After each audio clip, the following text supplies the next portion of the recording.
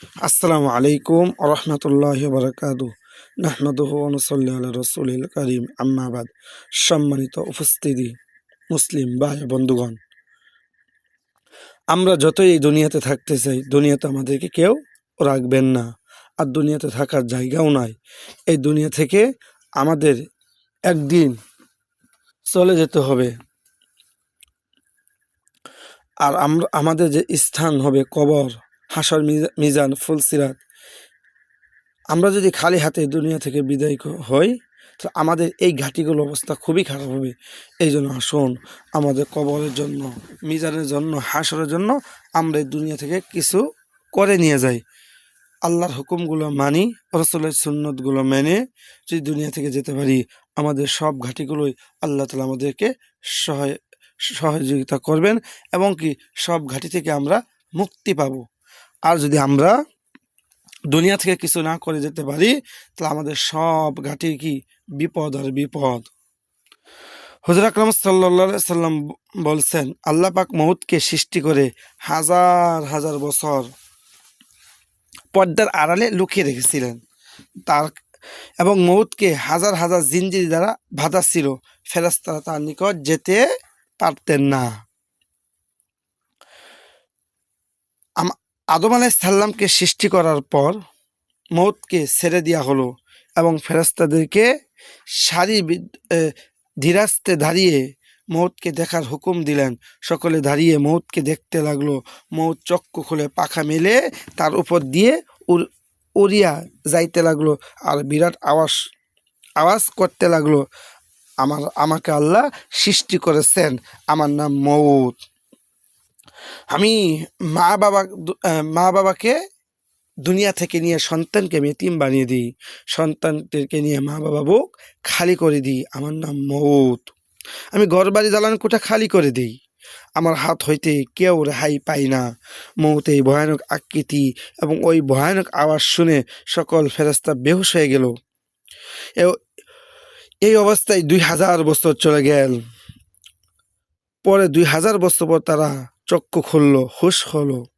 মালাকুল মাউতের চেহারা 6খানা, চারিদিকে 4খানা, উপরের দিকে 1খানা, নিচের দিকে 1খানা।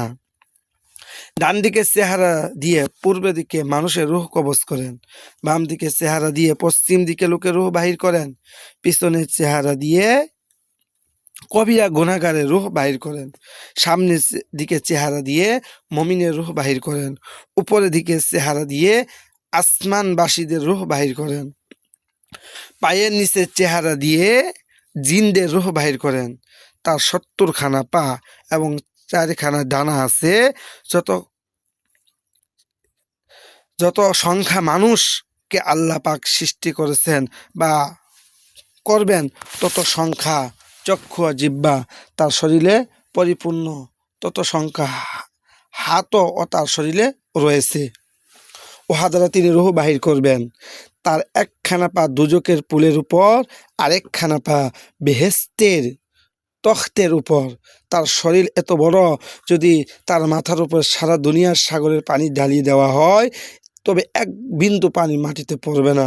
সারা দুনিয়া তার সামনে 1খানা পান ধানির মতো ছোট। সম্মানিত মুসলমান, তাহলে এইটুক থেকে আমরা কি বুঝলাম? মউতের চেহারা কেমন, মালাকুল মউতের চেহারা কেমন। যদি বেঈমান হয়ে যায়, তাহলে আমার সাথে কি ব্যবহার করবে, একটু মনটাকে বোঝান, ইমান নিয়ে কবরে যাওয়ার চেষ্টা করেন। আল্লাহ পাক আরশের নিচে একটি গাছ আছে, দুনিয়া যত পানি আছে সেই গাছের তত সংখ্যা পাতা আছে। গাছটির নাম সিদরাতুল মুনতাহা। সিদরাতুল মুনতাহা বা সাজারাতুল মুনতাহা। যখন কোনো ব্যক্তি আয়ু শেষ হবার মাত্র 40 দিন বাকি থাকে, তখন এই একটি গাছের পাতা আজরাইল আলাইহিস সালামের সামনে জড়িয়ে পড়ে। ইহাতে এই লোকের নাম লেখা থাকে। সাজারাতুল মুনতাহার গাছের একটি পাতা কি 40 দাঁড়িয়ে থাকতেই পড়ে যায়, এবং এই লোকের নাম লেখা থাকে।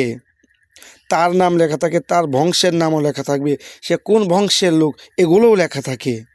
তখন আজরাইল আলাইহিস সালাম বুঝতে পারে আরশের নিচে হইতে প্রত্যেকের নামের উপর এক বিন্দু পানি পড়ে এবং তাহার রূহ নিবার জন্য তৈরি হন। যার নামের উপর সবুজ বিন্দু পানি পড়বে বুঝবে সে বৎকার, আর যে নামের উপর সাদা বিন্দু পড়বে আজরাইল বুঝবে সে নেককার।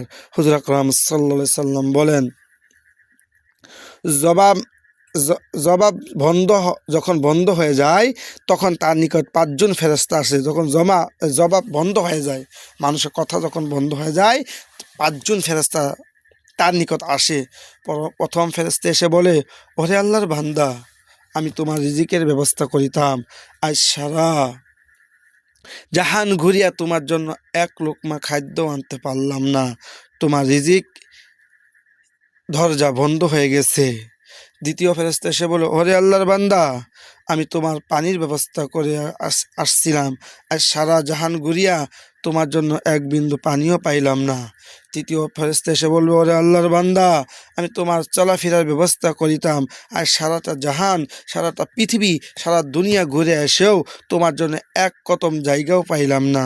চতুর্থ ফেরেশতা এসে বলবে, ওরে আল্লাহর বান্দা, আমি তোমার শ্বাস প্রশ্বাস ব্যবস্থাকারী আমি ছিলাম, আজ সারাটা জাহান ঘুরে তোমার শ্বাস ফেলেবার একটু জায়গাও আমি পাইলাম না।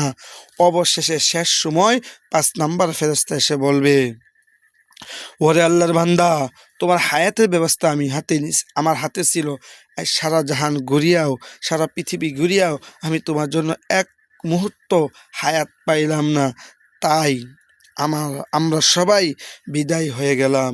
ইহার পর কিরমান কাতিবিন ফেরেশতা এসে বলবে, ওরে আল্লাহর বান্দা, আমার তোমার নেকি বদি লেখে থাকতাম, আমরা তোমার বদি নেকি লেখে থাকতাম। কিরমান কাতিবিন শেষ সময় বলবে, আজ তোমার নেকি বদি কিছুই তো আমরা পাইলাম না। এই কথা বলে দুইজন দুইখানা খাতা হাতে নিয়ে আপনি দুনিয়াতে কি করছেন সব কিছু সে লেখছিল, সেইগুলো আপনার সামনে ধরবে। তখন তার শরীর দিয়ে ঘাম বাহিরে পড়বে, আমলনামা পড়ার ভয়ে ভীতু হয়ে ডানে বামে তাকাইতে থাকবে। তখন ফেরেশতারা চলে যায়। আজরাইল আলাইহিস সালাম এসে হাজির হয়ে যায়। তার ডান দিকে রহমতের ফেরেশতা থাকে, বাম দিকে আযাবের ফেরেশতা থাকে। নেককার হলে রহমতের ফেরেশতাকে ডাক দেওয়া হয়, বদগার হলে আযাবের ফেরেশতাকে ডাক দেওয়া হয়। দুনিয়ার সবচেয়ে কঠিন সময় হলো আপনার জান বাহির করার সময়। তখন চক্ষু দুইটি খাড়া হয়ে যাবে, নাকের ছিদ্র মোটা হয়ে যাবে, ঠোঁট দুইখানা লটকিয়ে যাবে, চেহারা হলুদ হয়ে যাবে, নখগুলো সবুজ রং ধারণ করবে, কপাল হইতে ঘাম বাহির হবে, জবান বন্ধ হয়ে যাবে, কিছু জিজ্ঞাসা করলে উত্তর দিতে পারবে না। মাল দৌলত, ছেলে মেয়ে, আত্মীয় স্বজন, বন্ধু বান্ধব, ঘর বাড়ি যাহা ছিল সবাই তাকে ত্যাগ করে যাইতেছে। সবই খেয়াল আসবে, মনে হবে হাইরে জীবনটা বৃথা কাটাইছি। শিরাগুলো শিথিল হয়ে আসবে, আশা ভঙ্গ হয়ে যাবে, অঙ্গ প্রত্যঙ্গগুলো অকেজো হয়ে যাবে। ছেলে মেয়ে আত্মীয় স্বজন তাকে বিদায় দেওয়ার জন্য দৌড়ে আসবে, পানির পিপাসা কলিজা ফেটে যাবে, মনে চাইবে সাত দরিয়ার পানি যদি মুখে ঢেলে দেওয়া হয় তবুও বুঝি পিপাসা আমার যাইবে না। বিদ্যা বিবেচনা বদলে যাবে, বুদ্ধি বিবেচনা বদলে যাবে। শয়তান ইমান নিবার জন্য তখন বরফের পানি ভরা পিয়ালা এনে এনে এনে বলবে, পিয়ালা নাড়াও আর বলো আল্লাহ দুই, তাহলে তুমি পানি পাবা। কি বলবো? পানি পেয়ালা নাড়ো আর বলো তুমি আল্লাহ দুই, আল্লাহ একজন, আল্লাহ দুইজন। এইভাবে শয়তান আপনাকে মৃত্যুর সময় ধোঁকা দিতে থাকবে, আর এই ভয়ানক কষ্ট হইতে রেহাই পাবে। তাহলে এই ভয়ানক কষ্ট থেকে রেহাই। শয়তান বলতেছে, তুমি পানি যদি খেতে চাও বলো আল্লাহ দুই, আল্লাহ দুই, তাহলে তোমাকে এই পানি দেব, তুমি এই কষ্ট থেকে রেহাই পাবে। আর যদি নেককার বন্ধু বা উস্তাদ থাকলে তাকে ডান পাশে দেখতে পাবে। সম্মানিত মুসলমান, কথাটা বুঝবেন। দেখেন আজরাইলের সাথে কি শয়তানগুলো আছে এবং কি নেককার বন্ধুরাও থাকবে। তাহলে কি নেককার বন্ধু বা উস্তাদ থাকলে তার ডান পাশে দেখতে পাবে। সে বলবে, তুমি ওই পানি পান করিও না। নেককার বন্ধু যদি থাকে, নেককার ওস্তাদ যদি থাকে, সে বলবে তুমি এই শয়তানের পানি পান করিও না। তুমি বলো লা হাওলা ওয়ালা কুওয়াতা ইল্লা বিল্লাহিল আলিউল আজিম, লা হাওলা ওয়ালা কুওয়াতা ইল্লা বিল্লাহিল আলিউল আজিম। আর নেককার বন্ধু বা উস্তাদ না থাকলে ওই সংকট মুহূর্তে পিপাসায় ধৈর্য ধরতে না পেরে তার সাথে একমত হয়ে পড়বে। কি করবে? যদি তার কোনো নেককার বন্ধু, কোনো বন্ধু না থাকে, এ সময় পানির পিপাসায় ধৈর্য ধারণ না ধরতে পেরে সেই শয়তানের সাথে একমত হয়ে পড়বে এবং শয়তানের প্রস্তাব খেয়ে কাফের হয়ে দুনিয়া ত্যাগ করবে। ইমাম আবু হানিফা রহমাতুল্লাহ আলাইহি বলেন, যারা ঈমান লাভের কারণে শুকর করে না, যারা ঈমান লাভ করার পরও আল্লাহর শুকরিয়া আদায় করে না, মৌতকে ভয় করে না, মানুষের উপর জুলুম করে, অধিক অংশই এমন লোক মৃত্যুর সময় ঈমান হারা হয়ে কাফের হয়ে দুনিয়া থেকে বিদায় হয়ে যাবে। সম্মানিত মুসলমান ভাই ও বন্ধুগণ, দেখেন ইমাম আবু হানিফা রহমাতুল্লাহ আলাইহি কি বলছেন, যদি ঈমান লাভ করার পরও, মুসলমান হওয়ার পরও যদি আমি শুকরিয়া আদায় না করি, মৃত্যুর টাইমে সেই লোকগুলো কি করব?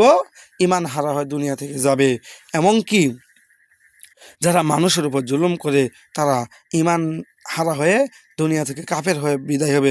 সকলে বলেন নাউজুবিল্লাহ। আল্লাহ তাআলা যেটুক আলোচনা করলাম, আল্লাহ তাআলা আমাদেরকে যেন এইটুক আলোচনা